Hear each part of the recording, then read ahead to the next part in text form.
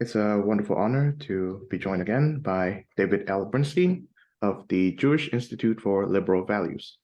And today, in the wake of everything that's going on in the Middle East, we are discussing his essay in Sapir titled Jewish Community Relations and the October 8th Jew. Shalom, David. Thank you for joining us once again. Shalom. Thank you for having me again. It's good to see you. Okay, so I hope you had a wonderful Thanksgiving, of course. Mm-hmm. A lot of good food, a lot of turkey, a lot of sweet potatoes. I don't know how familiar people are who listen to this podcast with the American Thanksgiving menu. It sounds like you are, Chong, but it's very distinct. It's not something we tend to eat year round. Yes, I have some familiarity with it. So. Well, my wife is Asian, so we've also done duck on Thanksgiving as well. Just because duck is much tastier than turkey. Yeah, I think so too. Okay, so regarding the essay, so where were you on October the 7th and also the day after, October the 8th? Yeah, so in May of this past year, 2023, I took a group to Israel, and I had loaded in my smartphone the Red Alert app, which follows bombings in Israel and so forth. Every Israeli has some version of it, and when Jews from around or anybody who visits Israel comes there and they know that there could be some rocket strikes, they download this app. So on October 6th at around 11 something p.m., my smartphone started going off without pause, because the Red Alert app was giving me a signal every second. I actually had to disable the app so I could go to sleep that night. Now, as far as I knew, it was not the normal rocket fire that Israel gets here and there from Hamas or some other terrorist group that operates out of Gaza. I knew that this was much more serious than that because of just the number of hits. But I didn't know about all the other terrorism until the next day, October 7th, when I woke up and I started to hear that something like 200 Israelis had been killed. And obviously that was in and of itself a shocking number. So, I'm someone who spent many years of my life in Israel. I have a lot of family there, and I really have been glued to the media since. Like, I think October 7th, I was on my computer all day long, following what was going on, trying to do analysis. I think October 8th or 9th, I did a Facebook post or a tweet, I think, or both, basically saying that we're in for a long haul here, that Israel's going to have to destroy Hamas. It was very clear. And that based on my experience in past wars, monitoring past wars, and how the press coverage generally went, and when the pressure started to mount on Israel to end the hostilities, I knew that this was going to be a problem, that even if the world gave Israel more leeway than in past conflicts because of the horrific murders by Hamas, that would come to an end pretty quickly as soon as the casualties started to mount in Gaza. So I warned against that, and some of my friends still say, thank you for that Facebook post, because it really helped me prepare mentally for what we were in store for. So tell me about your use of the phrase October 8th Jew. Yeah, so I did not invent the word. Bret Stephens, the New York Times columnist and editor of Sapir Journal, coined the term October 8th Jew. I first heard it at a conference that he spoke at, and then it was in his New York Times column.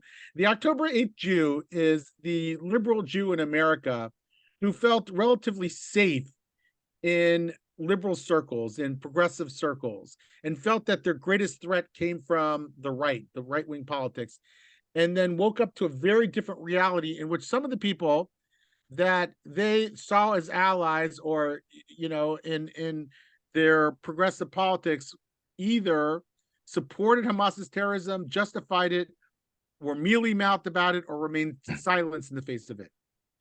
And so the October 8th Jew did not fail to notice that. The October 8th Jew now has to rethink their political identity in light of what they had seen coming from some of their erstwhile allies.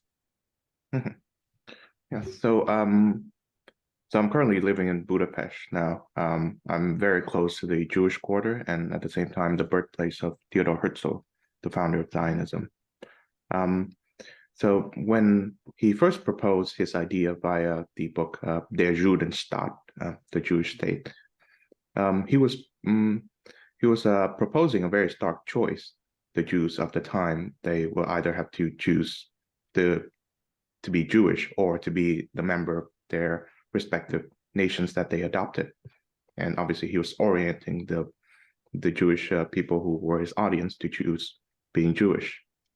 I I suppose that after October 8th, the progressive Jews, so to speak, the Jews that adhere to these progressive social justice causes, who find that these causes make sense to them, I think they have to choose between being a progressive and being a Jew. Would that be a correct assessment?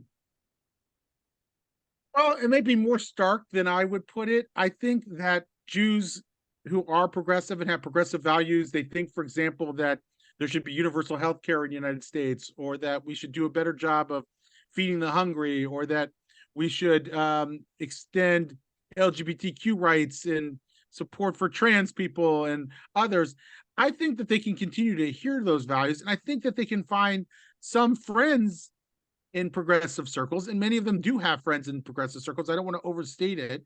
I think there are people on the sort of center left, civil rights organizations, the like, that did come through and did speak in no uncertain terms about the horrors of October 7th. So I don't think it was all bad.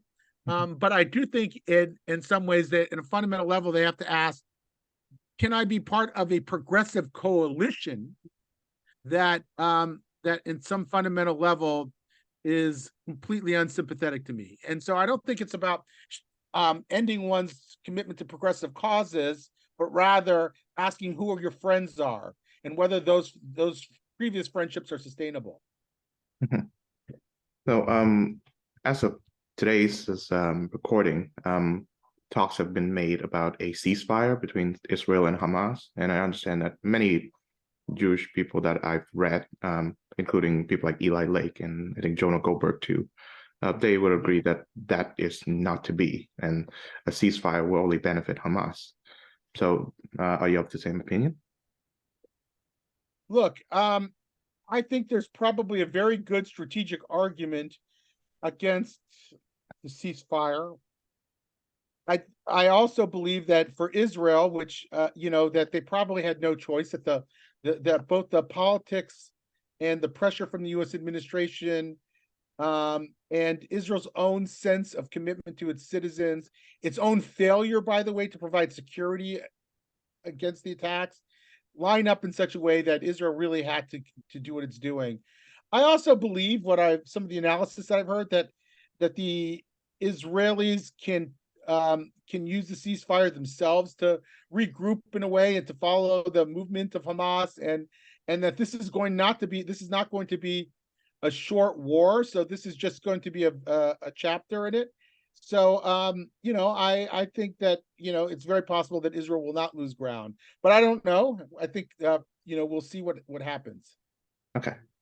So another concern that's been raised is the rise of anti-Semitism on U.S. college campuses, which has taken on the form of anti-Israel rhetoric.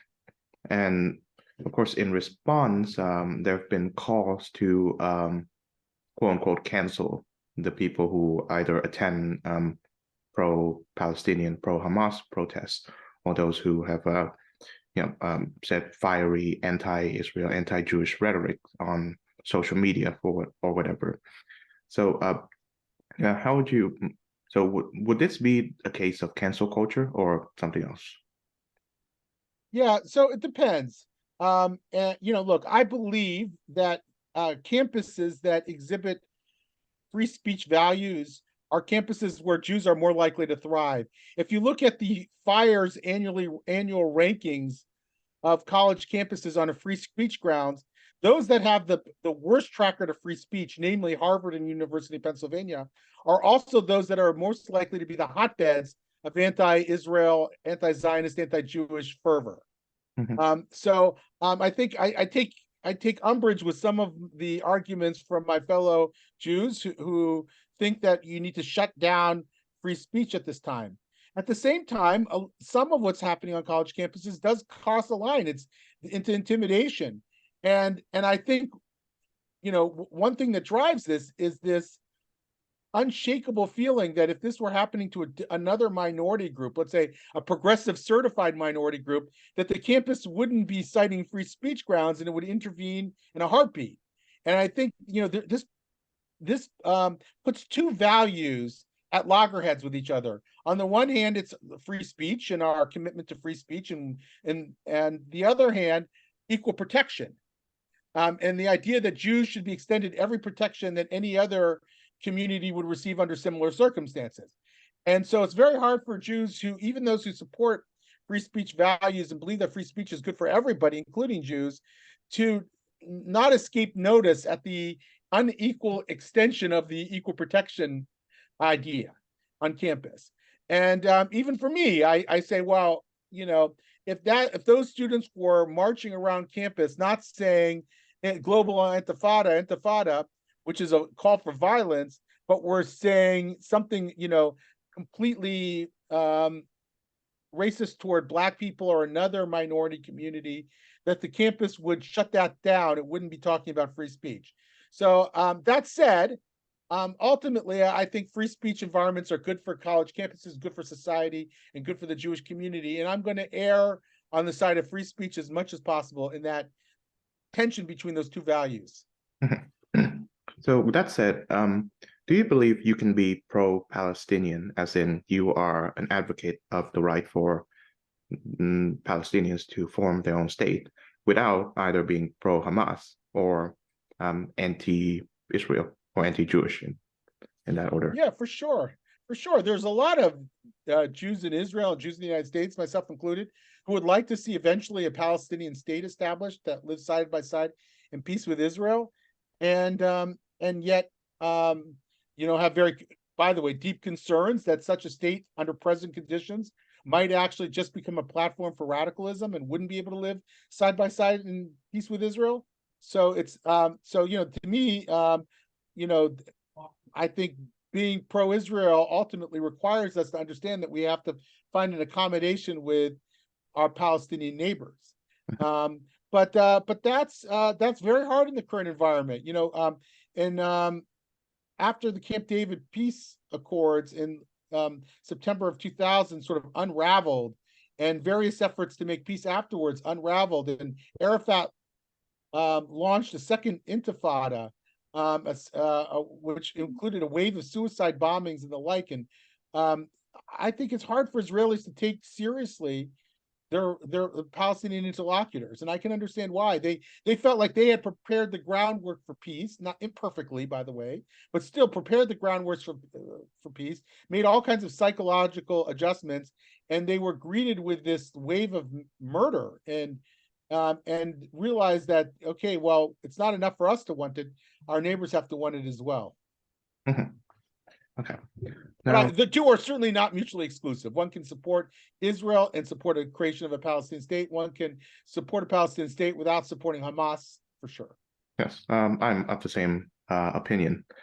Now, so you've said that Israel has a strong moral case to defeat and destroy Hamas. I will agree with that. Hamas is a terrorist group. I think that is pretty much clear now. Nevertheless, practically, what can the state of Israel do in order to achieve this goal? Yeah, so the Israelis first could do what they've been doing, which is to attack sort of the Hamas stronghold in northern Gaza and Gaza City and the like. I think that they've done that and disrupt the ability of Hamas to coordinate. I think that they've done that. I think that the response probably has been more than what Hamas bargained for. What that did, though, is, of course, it shifted the population from northern Gaza to southern Gaza. And then that doesn't leave you many options, because Israel can't do what they did in southern Gaza to northern, they did in northern Gaza to southern Gaza, right? Because now the population resides there and there's no place for them to go. There's no northern Gaza that they can now shift back to where they can reoccupy their homes, because there's so much of it has been destroyed in the process. And Egypt is not going to take 2 million Palestinians, so that Israel can finish the job.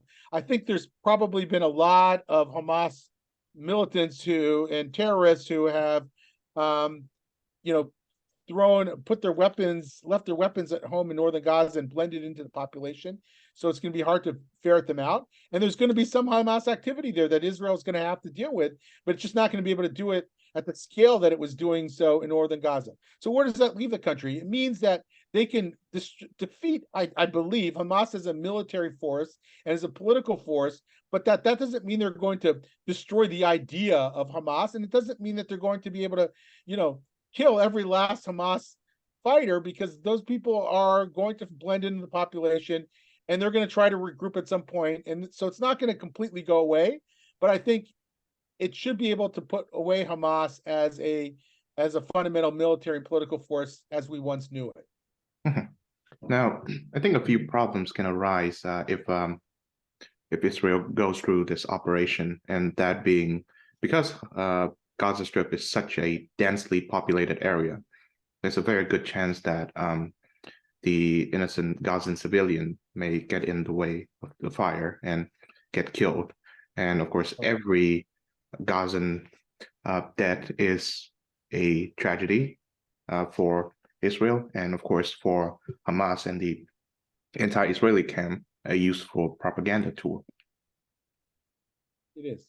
Yes, and that's why I think we have to have a strong moral and ethical framework that allows us to understand what countries have to do during war and what the inevitable consequences of that is. The United States, in its war with ISIS going back a decade ago, killed over 30,000 civilians in the process, according to figures that I've seen.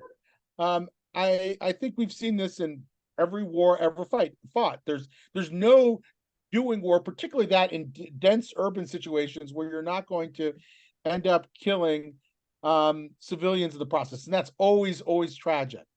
That's why we have this framework of just war theory, which has been around for hundreds of years, and I think is an indispensable framework, because countries have to fight wars, just wars sometimes. And the only way to evaluate a country in fighting a just war is whether or not the actions that it takes are legitimately in line with its legitimate war aims. So if we agree that it's legitimate for Israel to try to end Hamas's rule, we have to ask, what does it need to do that? And what are the inevitable consequences of its doing that to civilian life? Now, that doesn't get Israel off the hook morally, yes, Hamas is using civilians as human shields. Yes, Israel will have to kill, unfortunately, civilians in the process of trying to end Hamas's rule. But Israel then still has to ask itself, how does it minimize civilian casualties in such situations? How does it, and are there military actions it can't take because it would imperil too many civilian lives? I don't know Israel's calculation in every single one of those bombs that it's either dropped or launched or whatever. And I would argue that the people who are constantly accusing Israel of war crimes don't know either. As my old math teacher used to say in high school, you got to show your work. And very often people don't show their work, and maybe they can't show their work. So it's very hard. You have to sort of reserve judgment, or you're not really making a moral judgment. Mhm. So you quoted from a Democratic pollster, Mark Melman. He says that Gazans give Palestinian Authority President Mahmoud Abbas just 33% as an approval rating, while 64% would vote for Hamas's Ismail Haniyeh. So for Palestinians, Hamas is more popular than the Palestinian Authority. So could you give a reason why this is the case? I think part of it is that the Palestinian Authority is viewed as corrupt and inept. So it's not just, that doesn't mean that they support everything Hamas does. They just may think, some of them at least may think, that Hamas is, a better governing force than the Palestinian Authority. Now, some of them obviously support the mass murder. I mean, you could see with these trucks with the hostages driving through northern Gaza, and the incredible receptivity and celebrations they received from people in the streets. Now, I'm not saying that that represents every Palestinian in Gaza, and there's ample evidence that many Palestinians blame Hamas for putting them in this horrible situation. And you've heard that, and you've heard Al Jazeera doing interviews with Palestinians, let's say in the hospitals and the like, where they hand away when one of the patients or a doctor or somebody starts to blame Hamas for it. We've seen lots of examples of that. So clearly there is a lot of negative sentiment toward Hamas, but I think we also have seen over time, and there's been even more recent polling than that, which I cited in that article, that shows that there still remains, some significant support for Hamas and what they do and what they stand for. Now, that doesn't mean that those people are combatants and that they should be killed because of it. It just is, it's a political reality that we have to understand. There's that old adage that people get the rulers that they deserve. I think that's a harsh way of putting it, but it's not completely untrue that that political cultures produce certain kinds of political leaders and leadership. And there is a political culture in much of the Arab world, not everywhere in equal measure, and certainly in much of Palestinian society, that's more likely to produce a Hamas leadership than they are a democratic leadership, and we have to accept that. Mhm. Of course. Hamas was democratically elected in 2007, if I remember it correctly. I think the U.S. monitored that election, Yes. and it was considered free and fair. Of course, Hamas has not refused power, but in the 16 or so years it's taken control of Gaza, what has its record of government like? Yeah, so these elections were held in both the West Bank and Gaza. Mhm. And what happened is we knew in advance, and it was unfortunate the United States pushed through with these elections because it was sort of predictable. I think the United States and the Bush administration at that time had sort of an unrealistic sense of what could be achieved in the Arab world through democracy. And so they had these elections. They elected Hamas by pretty significant margin. The Palestinian Authority did not agree to the elections, and then Hamas opposed the Palestinian Authority from Gaza Strip, but not from the West Bank. So we don't know what Hamas, leadership will be like in the West Bank, but we do know what it's been like in Gaza. And at that time, by the way, Israel was not imposing these, these boycotts of certain products and the like. It was not imposing the level of border control until Hamas took over and immediately went on war footing and started importing all kinds of things, including lots of cement, by the way, materials for cement, that they could build this elaborate tunnel system that they've put underground, 400 some miles of tunnels under Gaza. So, I don't think Hamas ever saw itself as a governing authority. I mean, they do some of what they have to do to keep people paid and the like. But in general, I think that they see themselves as a military force, and they've said comments. Some of the leadership has said, civilian lives, that's the problem of the occupying power, Israel, which should not be properly considered an occupying power. It's not occupying, not us, they say. So you get a sense of their mentality and the kind of mentality that would lead to the horrible governance that we've seen come out of Hamas, and to the almost complete preoccupation with building up a military force. Mhm. Now, I've heard from Robert Wright in his podcast that, if Israel does go through with destroying Hamas, then what are the chances that a group more radical than Hamas would rise up and gain the support of the Palestinian people, or at least the majority of them? Yeah, there's this Israeli joke that goes back some years. It says it's called the law of diminishing marginal hatred. How much more are we going to get Hamas angry to the point where they're going to actually blow up a bus? That's the joke. And in some ways, look, I mean, maybe Robert Wright, who I think is off kilter when it comes to this conflict in general, maybe Robert Wright has a point that there will be more people who are angry and who want to take revenge. But Israel has no choice but to go through with this war. I mean, it has to do this because Israeli populations in southern Israel that are anywhere near Gaza can't sustain themselves. You're making large swaths of Israel in the south and of course in the north by the way, unlivable for lots of Israelis. And Israel's a thriving country. It needs to be able to spread its population in different parts of the country. It can't be limited in that way. And so I think that Israel has to do what it's doing. It has to also reestablish deterrence in the Arab world. And so these people who come up with these morally this sort of moral hand wringing over what Israel's producing by doing this are not actually evaluating the options. Morality can only be understood by virtue of the options one has before oneself. And I think that that's a complete failure of the moral imagination by the likes of Robert Wright and others.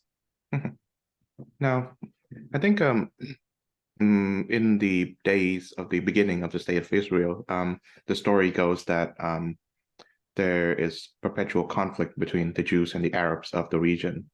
But nowadays we see that many, and I would say even more, Arab states are willing to recognize the state of Israel as a legitimate presence in the Middle East and also make peace with it.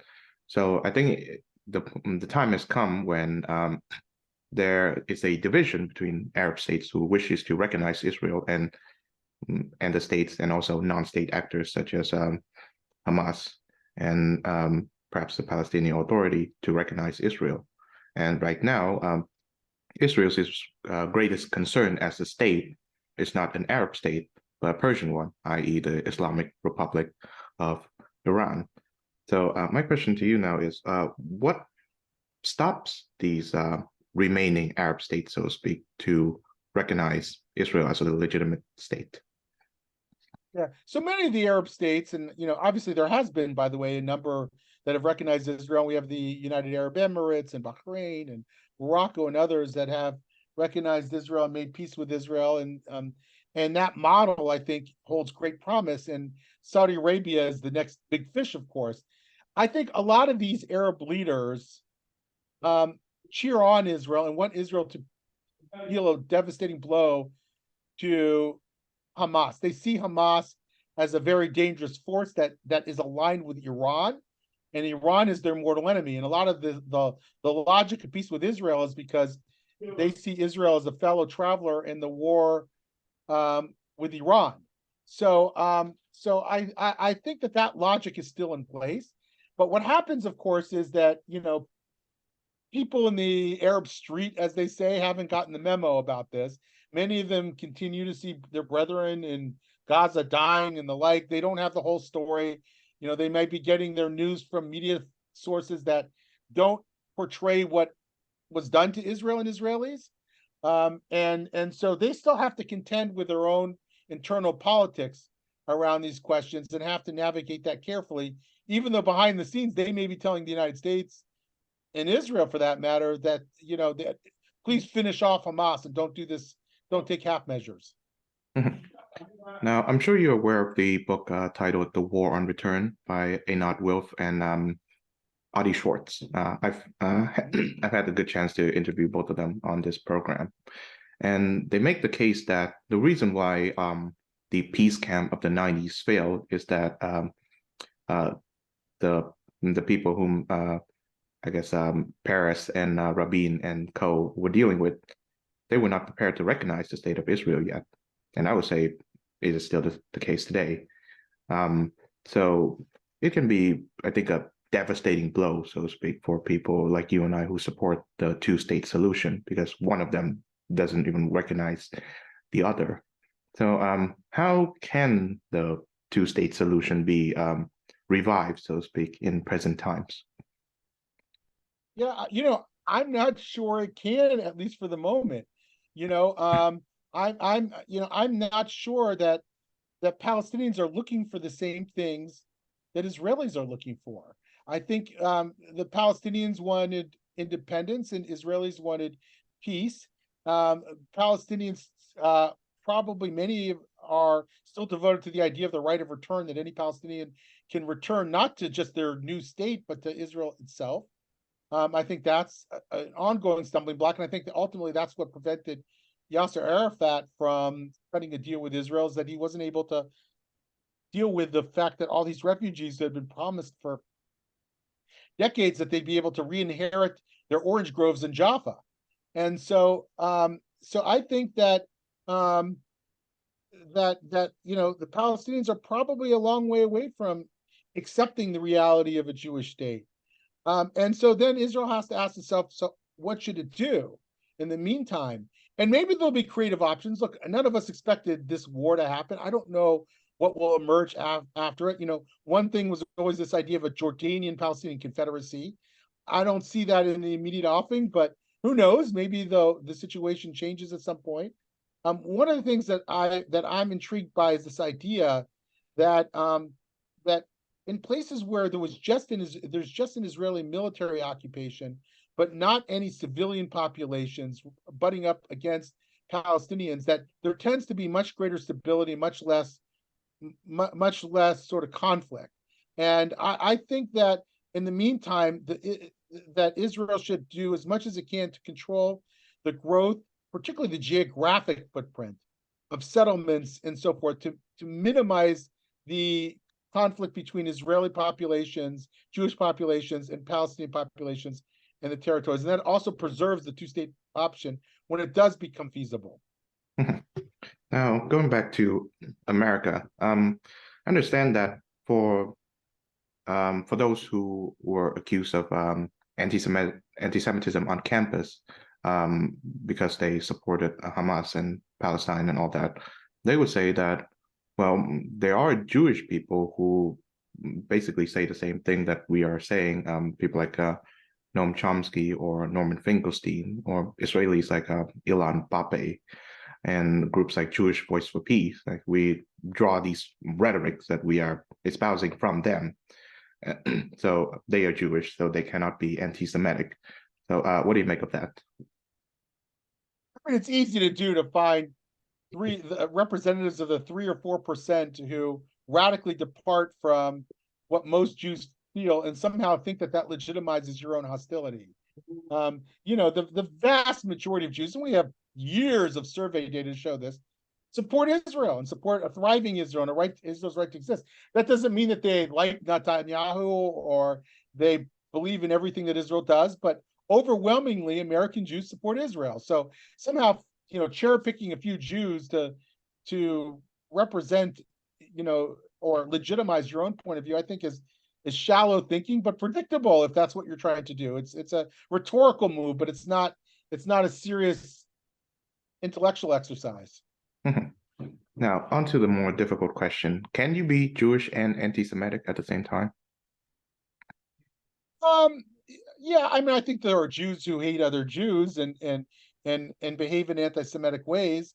Do I think that every Jew who's anti-Zionist is an anti-Semite? It's not such an important question for me. Like, I feel like we all get preoccupied with these questions like that, and my own feeling is, so what? I don't care. It is, they are or they aren't. I don't know. What I know is, I think anti-Zionism writ large is a form of anti-Semitism. Does that mean that every Jewish person who considers themselves as an anti-Zionist should be properly labeled an anti-Semite? I don't necessarily feel the need to do that.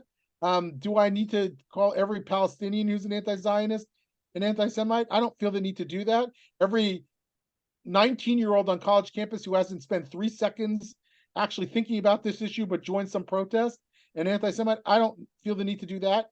But I recognize that this obsession with trying to destroy the Jewish state, to eliminate it off the map, has got to be a category of anti-Semitism writ large.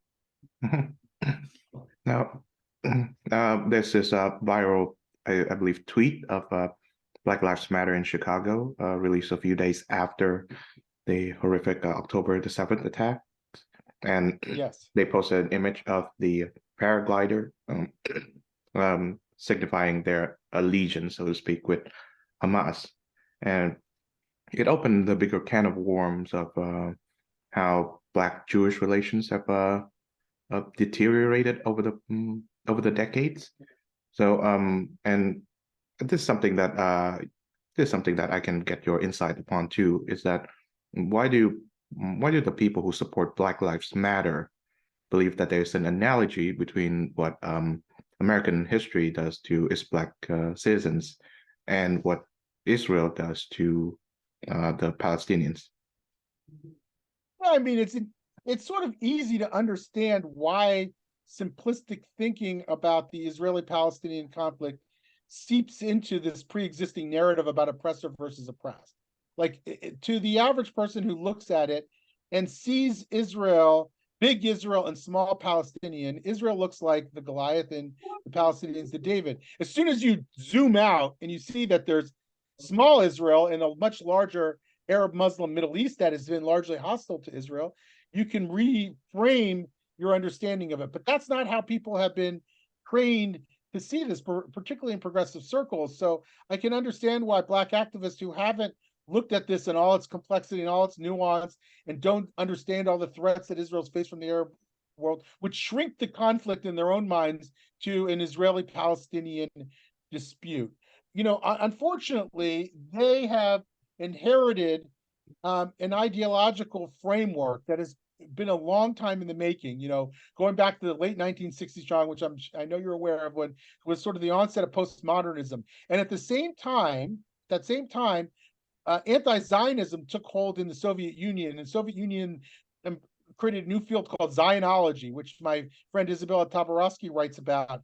And that field then fanned the flames of anti-Semitism on the left and created anti-Zionism really as a separate discipline that was eventually and quite easily integrated into post-colonial thought and postmodernism and the like. So people who have been part of the far left, the progressive left, easily latch on to this idea that Israel is the oppressor and that Zionism is a settler colonialist movement, because that it's been around so long and it's so deeply embedded in them. And when you take that along with the sort of power that is exercised in the United Nations by, let's say, 50 majority Muslim countries and 22 Arab states, and the constant berating of Israel in international forum, and the fact that I think Iran is the current chair of the UN Human Rights Council and the like, it's easy to see how that narrative further insinuates itself in international NGOs. So Israel's at a long-term structural disadvantage where it looks like the perpetrator when very often it's the victim, and yet it's up against this juggernaut of much larger numbers on the other side. Mm-hmm. Yes. And on that note, could you tell us more about Israel's complicated relationship with the UN? Yeah, I mean, Israel has always had a very complicated relationship with the UN. While the UN created the state of Israel on it'll be I think the 76th anniversary on November 29th, 1947. And a vote, it was 33-13-10, two abstentions, you know, that created Israel. And at that time, the Soviet Union backed Israel. And so obviously the UN and Israel have a very interesting relationship. But it wasn't long after that when the Soviets decided that Israel was not an ally, that Israel was trying to align itself with the West more than the Soviet bloc, that they started changing the dynamics, and the hostility turned against the Jewish state. Ben-Gurion, the Prime Minister of Israel, when he was told about the UN, had said, Shmum. Is the United Nations in Hebrew. Shmum is a derogatory term, like a dismissive term. Shmum. That was the Israeli attitude. They didn't pay much attention to it because they thought it was useless, and they were going to build a relationship with the United States and the West. But obviously it is important, you know, to a degree.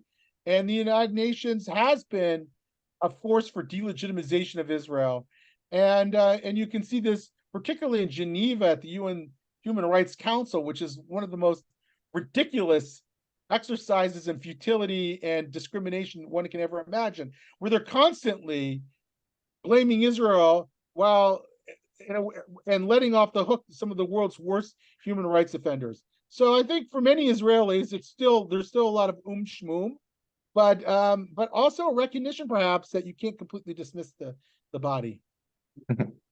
So is it the case that the hostility that Israel faces in the United Nations today, does it stem from the fact that the majority of the General Assembly is consists of Arab states and other states that are anti-Israel, or is it because Israel always receives the protection of the U.S. and this is just their way to get at the United States? Yeah, I think there's both of those dynamics are true at once. I think that a lot of countries are trying to remain in good standing in the UN. So let's say you're an ambassador of a Latin American country, and your government wants you to change posture and vote pro-Israel. You see this in Guatemala, for example, for many years. The UN ambassador of Guatemala wants to remain in good standing with the Arab world so they can get on the prime committees and so forth, right? So there's sort of a dynamic in the UN to where the ambassadors, the people who represent these countries, to vote against even their own country's desires and interests. Um, and you have other countries, you have other situations like India. India clearly has, is supportive on many fronts with Israel, trades with Israel economically and technologically, but it uses the UN to sort of keep the Arab states and its Arab partners minimally happy, right? So it always votes against an Israel in the UN, as it started, when it was the head of the non-aligned movement, until this day, even though India in many ways is a very important Israeli ally. So that's the dynamic that constantly leads, I think, to something like 42% of UN General Assembly resolutions are aimed at Israel. And one of the 7 permanent bodies of the United Nations is Palestinian refugees. And let that sink in for a second, that the UN is dealing with a very large world stage with all kinds of problems and issues. And one of 7 permanent bodies is this bureaucracy of Palestinian refugees that's almost permanently disposed to condemning Israel. Now, in addition to the UN, multiple human rights-based international organizations, I'm thinking Amnesty International and Human Rights Watch, have been consistent in their anti-Israel stance. Why do you believe this is so? Well, I mean, we just learned in the last few days that Human Rights Watch has received millions of dollars from Qatar. Now, that's, by the way, just let that sink in for a second. An organization whose job it is to highlight and criticize the bad behavior of countries is receiving millions of dollars from one of the countries that it should be scrutinizing. I mean, it is the ultimate, conflict of interest. So I'm not saying that there's nothing to see there. I mean, there are human rights violations in the territories, and there are Israeli human rights organizations that monitor as well. But the inordinate amount of attention paid by these organizations to Israel and the delegitimizing rhetoric that often surrounds it, and the clear ideological agendas among the staff and the people evaluating Israel really don't create a fair-minded impression of what's happening. So I think that it's easy to dismiss the human rights reports against Israel, but of course Israel does need to be monitored, like every country needs to be monitored, and there are things that need to change. But it becomes a lot harder to hear when you realize that the people who are doing the monitoring are so ideologically predisposed themselves. Now, I understand that for younger generations of Jews, the support for Israel is diminishing. And it probably has to do with the fact that progressivism and young people kind of appeal to one another. And also, I think the prime demographic for support in Israel right now is evangelical Christians. And I think that's quite amazing.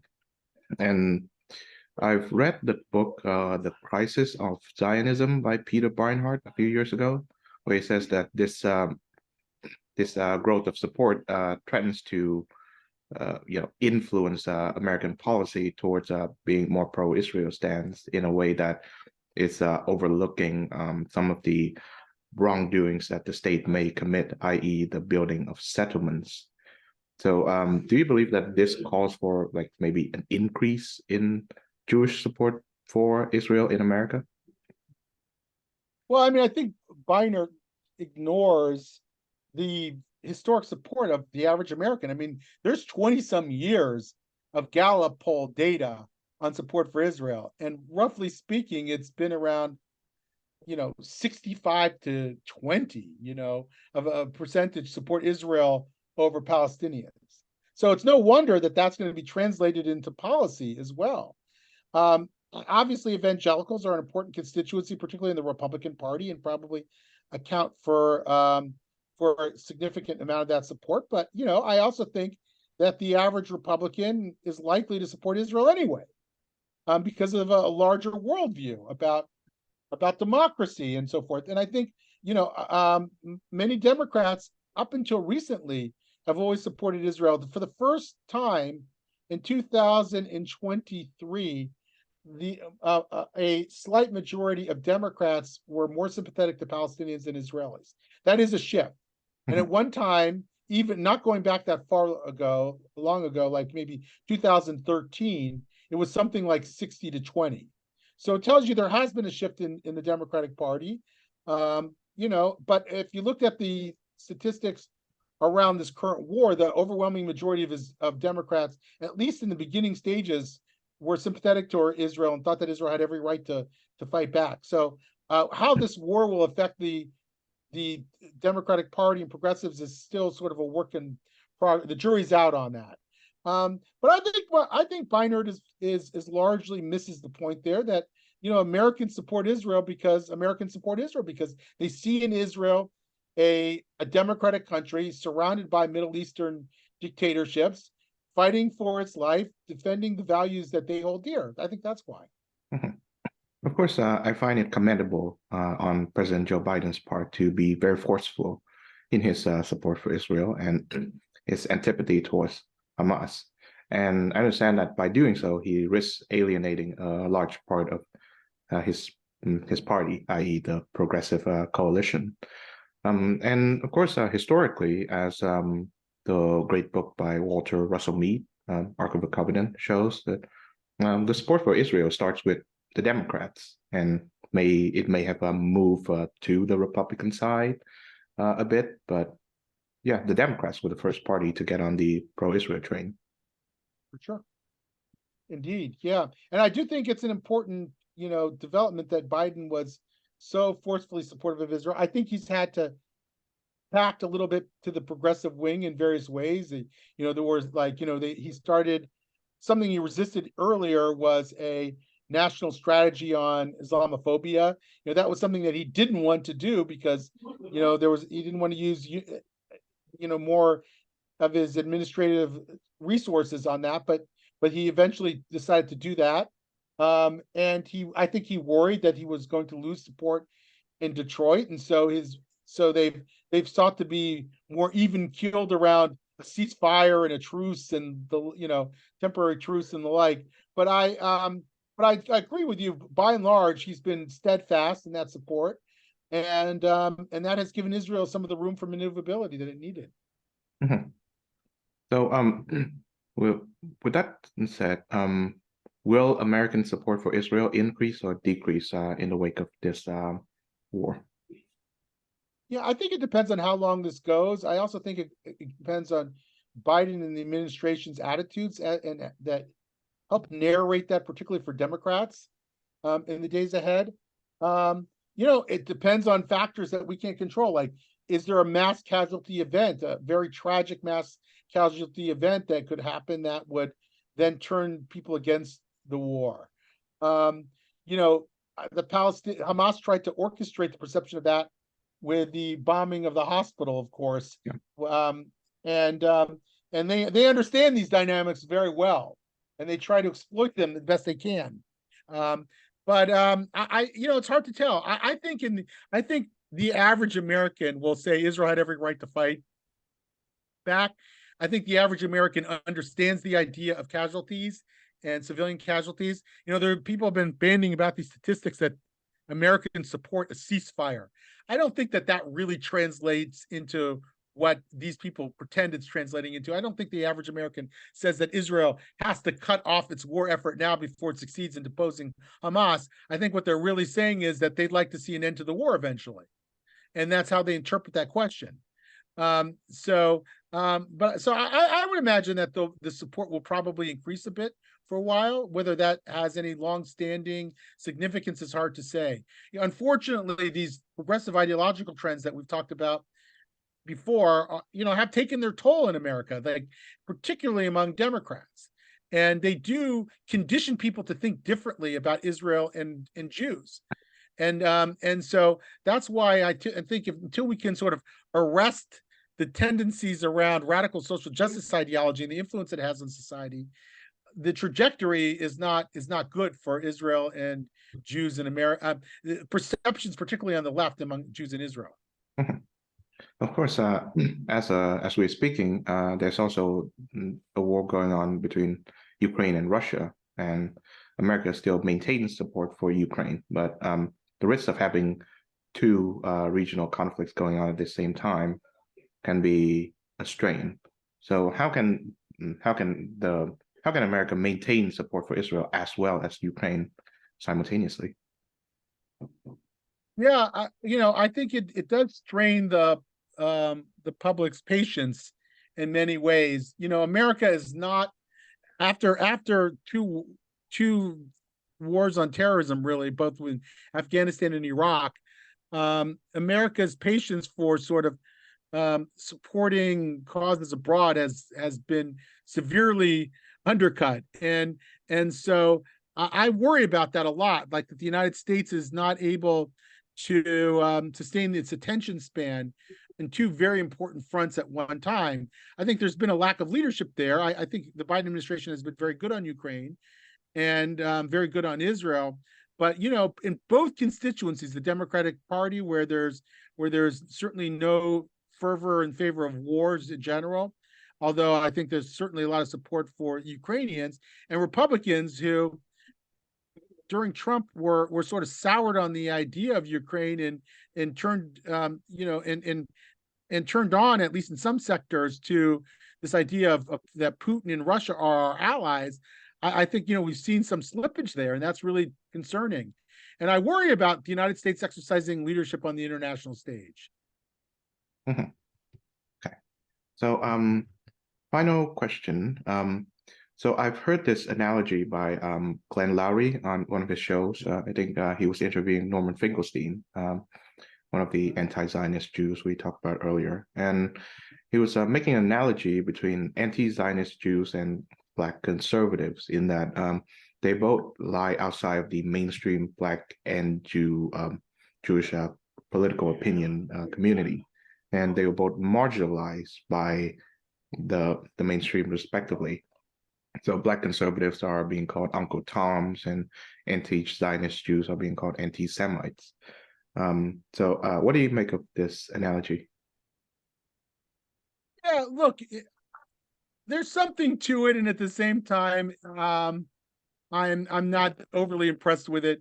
Maybe because I don't want to be preoccupied with anti-Zionist Jews. I think too many of my brethren in the Jewish community are too obsessed with this small numbers. They are loud, by the way. I mean, you have like If Not Now and Jewish Voices for Peace storming into these places. But one has to actually evaluate the merits of a minority view, right? Mhm. Like, I think Black conservatives have an indispensable intellectual contribution to make. I don't think the same about anti-Zionist Jews. So when I'm doing that, it's not to discredit them necessarily. I mean, people can believe whatever they want. It's to say I think that they're absurd and outrageous. And so whether it was a majority or a minority view, I'd like to think I would think the same. I think it's an absurd and outrageous point of view. And I'm not trying to shut it down. I'm not trying to say that it's beyond the pale. It doesn't mean, by the way, every Jewish institution has to welcome an anti-Zionist point of view at a public forum. We don't. It's a small minority view that we feel is hostile to our interests. But nor am I trying to get every professor who adheres to an anti-Zionist view fired, for example, or whatever. I'm not trying to shut it down altogether. I just think it's just, I don't think it, I think, advocating for a point of view that almost no Israeli would ever live by, that actually has zero chance of ever being implemented because the vast majority of Israelis want to live in a Jewish state. I mean, that's a non-starter. Just like saying that, Jordan is Palestine, so Palestinians shouldn't care about having a Palestinian state. It's just not realistic. Jordan's not going to tomorrow declare itself Palestine. It doesn't solve the problem. It doesn't solve the problem of the Israeli-Palestinian conflict to say, well, Israel should just become a one-state solution or one state. It's not going to do that. It's a completely unfeasible idea. So I think it's a stupid idea, but that doesn't mean, but not because it's minority view, but because it's a ridiculous idea. Okay, well, on that note, thank you very much, David L. Bernstein of the Jewish Institute for Liberal Values, for joining this program. Great to be with you as always.